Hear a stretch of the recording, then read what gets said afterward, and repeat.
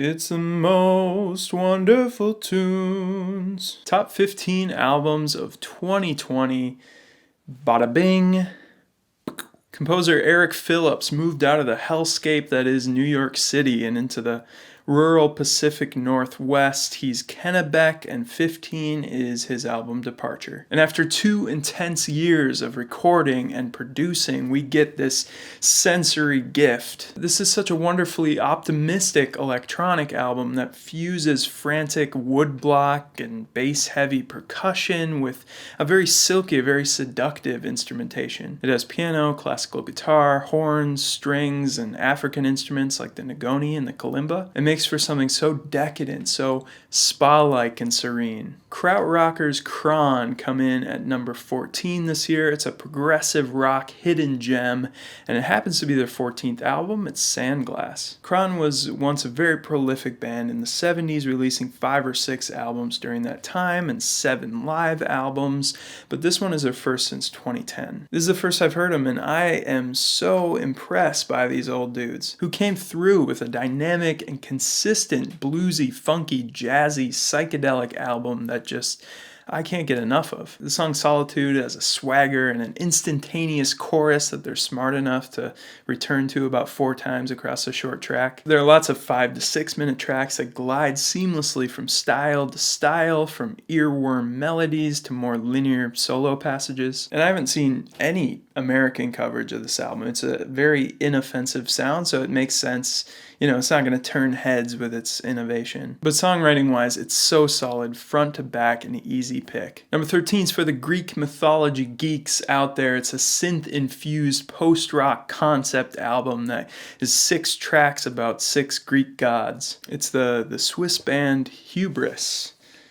Very aptly named. With their 3rd album, Metempsychosis, which is a fancy word for reincarnation, basically. It's the soul's passing to another body after death. Metempsychosis does give you the momentous climaxes, the patient builds and crescendos, that you'd expect from this genre. But I think Hubris just nails the timing of these moments, even for a post-rock band. They just get it exactly right. And even over like a 7 to 10-minute song, it doesn't grow stale in that time. Like on Adonis with its shimmering ambience that kind of gives way halfway through to this gorgeous lead guitar line. And then just an all-out assault of a drop that hits you like a cosmic wave with industrial drums bashing away. While I'm not nearly familiar enough with the Greek myths themselves, it's an album that hit me viscerally, I guess, hard enough to make me interested in that side of it. It's cool knowing that, I like the sound just as it is, but I can always dive deeper and find way more. I hope that this band becomes one of the big bands in this genre. I think they have that capability, and, this album could be one that people return to just in awe once they have their big break. And as far as big breaks and smooth transitions, number 12 is just that. One of the best things in music, I think, is to see an artist who's able to really distill and capture their creative voice. Like it's a moment, when they hit that landing spot and they finally achieve what they set out to. And that's what we have with number 11. It's Lianne Havas's freakishly good self-titled album. Lianne's voice is really the feature as she sways around sensually on tracks like Green Papaya and Paper Thin, just toying with us with that slow vibrato. Most tracks are very minimal, very reserved musically. You got the intricate jazz guitar with this buoyant bass sound in their combination. It reminds me a lot of like Moses Sumney's aromanticism. The lyrics are clearly about a failing relationship, and they can be a little bit trite, a little bit off-putting. But most of the time it doesn't really distract from the absolutely lush and luxurious musicality. The jazz fusion giants Jaga Jazzist almost sneak their way into the top 10 with their first since 2015.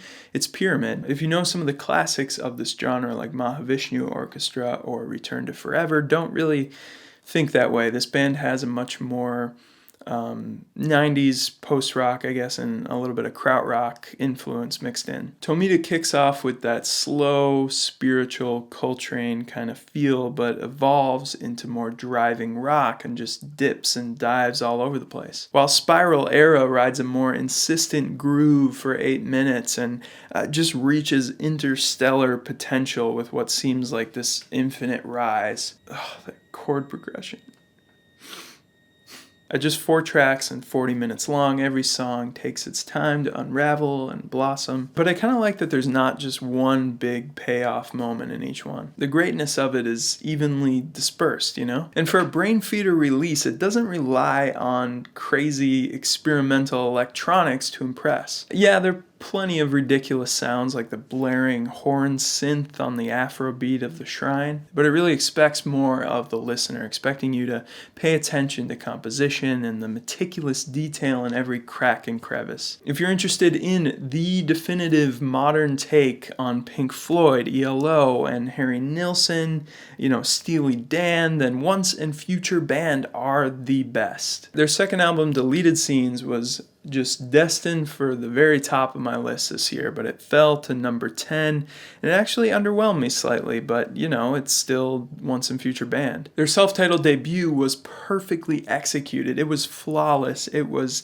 pristine. It was just self-aware dad rock from a fantastic trio, so technically gifted, so melodically adept, just pure muscle. Deleted Scenes is a progressive rock album that avoids all the pretentious and very self-serious trappings that the genre is often criticized for. It playfully traverses psychedelia and pop and fusion and martini lounge vibes. I think it's the longer instrumental and more progressive tracks that really get me with this one. A lot of the shorter, just pure pop ones like Freaks didn't necessarily grab me immediately and still haven't quite got me, and that's the only reason that this isn't in the top 5. The 25-year-old neo-soul jazz hip-hop producer Tom Misch teams up with fellow South Londoner Yussef Days for number 9. It's What Kind of Music? Geography was a sprawling debut, but this is just on another level, with Days' very nuanced drumming really being the featured instrument throughout. Misch places the drums right at the center of the track and then tastefully places these subdued vocals and keyboards and all sorts of things around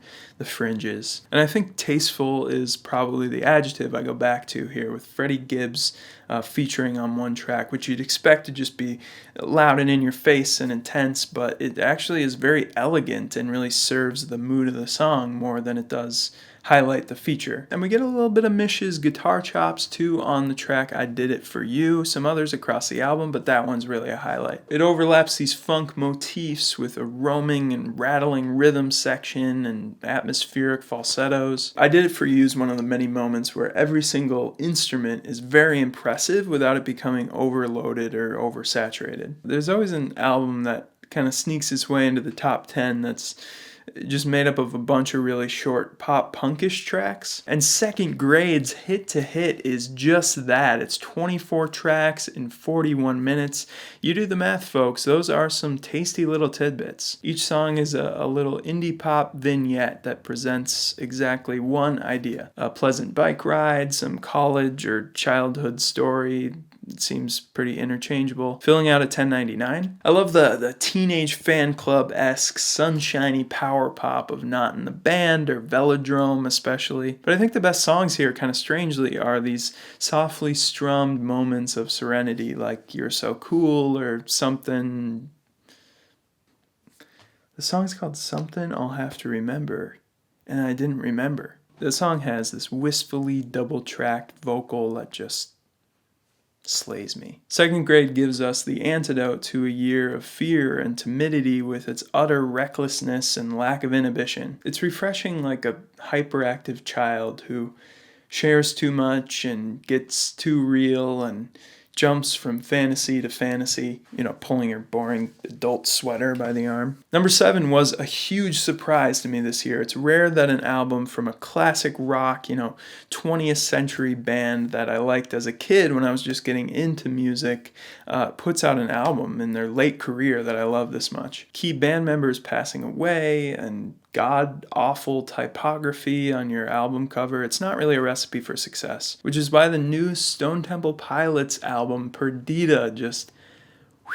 STP are, of course, the 90s alternative rock and grunge band with brothers Robert and Dean DeLeo and one of the best male rock vocalists of all time, Scott Weiland, who tragically passed away in a tour bus in my home state of Minnesota about 5 years ago. This is Jeff Goot's second album singing for the band, and it turns out he was on X Factor. Like, the dude's got it. The DeLeo brothers had this vision for an acoustic album, bringing in strings, and focusing on the interplay between Dean's soulful guitar work and Robert's lively bass lines. And it just works for me on every level. The songs are gorgeous, they're bucolic, and they're just such a clear display of their musicianship and their love for what they do. Weiland's spirit really comes through on Goot's range, his raspiness, and the song Miles Away, which is just about as close as the two get. But it's not just an impersonation. Goot has very much his own voice, his own personality, and brings,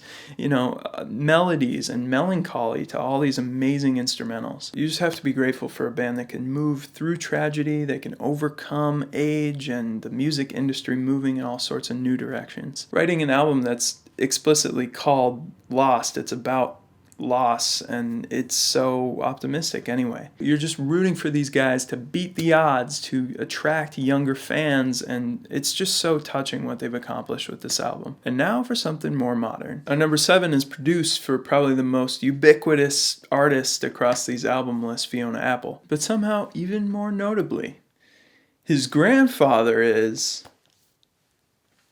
Bum, bum, bum, bum, bum, bum, bum, bum, bum.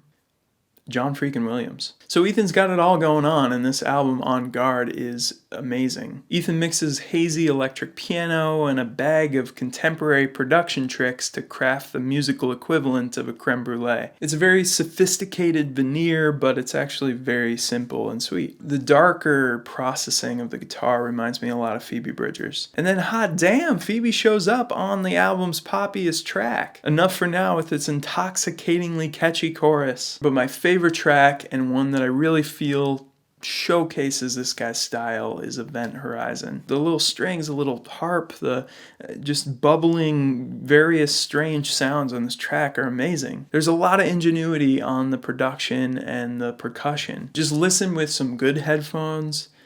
The whole thing, you will not regret it. He also features the aforementioned Moses Sumney and Lianne Havas. This guy's star is rising, and I'm here for it. Number 6 is a band I've loved for years, but never have been able to get into a full album. And this one changed that. It's a very consistent re-animator from everything, the UK art rock, kind of experimental pop band. This feels like a more mature album, but it hasn't lost a bit of its bite and its unhinged pop adventurousness. It's so diverse, every song's memorable. Jonathan Higgs just hits some, crazy high notes. He's so good, he's so emotive. The skittering synths are punctuated by dark imagery on Arch Enemy or Black Hyena. Bones snapping in place, banana peels slipping and breaking brains in two. There's a lot of absurdity, but some of the more vulnerable moments pull you back to earth, like in Birdsong or Moonlight, even if they sound a lot like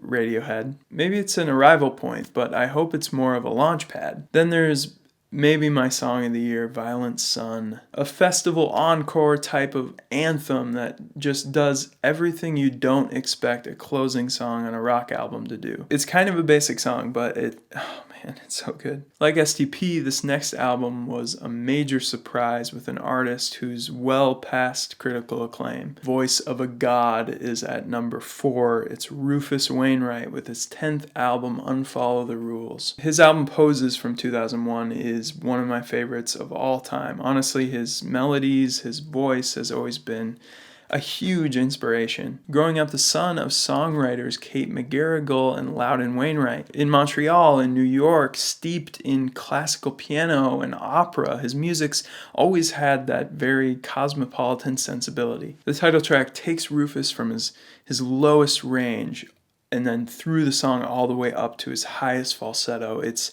His voice is just at its very best, and that song is a masterpiece. Early Morning Madness and Romantical Man are very similarly mellifluous with very rich Baroque pop arrangements, while Peaceful Afternoon and Damsel in Distress are more upbeat, fun pop numbers. While Rufus gets a little more experimental with some electronics that go over really well on This One's for the Ladies, That Lunge, and Devils and Angels, Hatred. Both very parenthetical. If you've ever heard a song and you thought, that's a well-written song, then this album's for you. My most played album at work grabs the number 3 spot. It's one that sounds like an enchanted frosty forest put to song.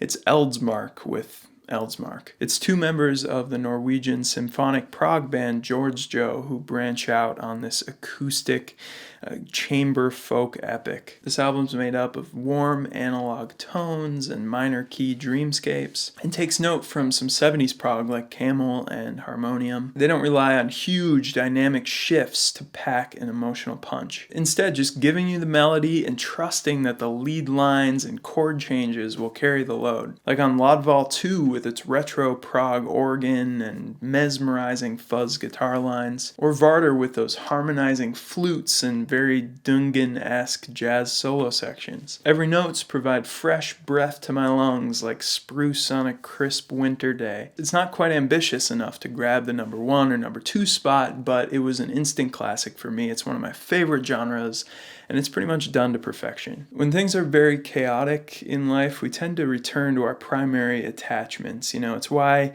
children cling to their mothers when they're in new places or around new people. It's just human nature. And in 2020, I went back and listened to a lot of just my favorite music. It was one of those kind of years where in the midst of it all, you just go back to that stuff with intangible value that you can't really quantify.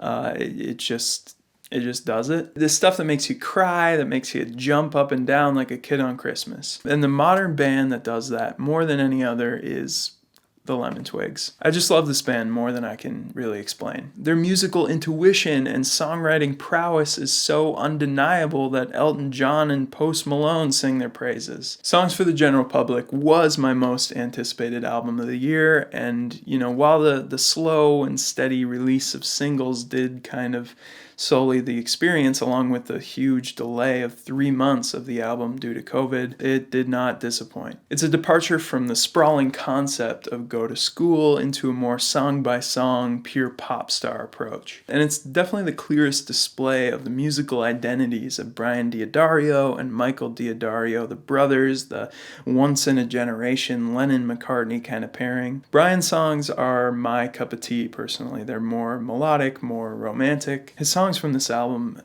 have become some of my favorite songs ever. Live in Favor of Tomorrow, No One Holds You, Somebody Loving You, The One, and Only a Fool. Just 11 out of 10.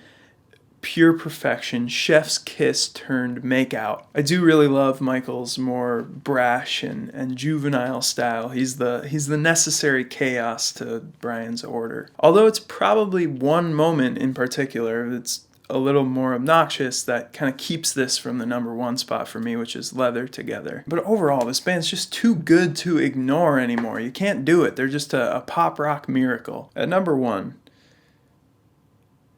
I always feel I need to draw this out like it's more epic than it really is. It's my favorite progressive metal album of the year. Yes, progressive metal landed at number 1, and it's not Haken. An album that's so thoroughly in my wheelhouse for this genre that it just stole my heart on first listen. It's no wonder it's from Sweden.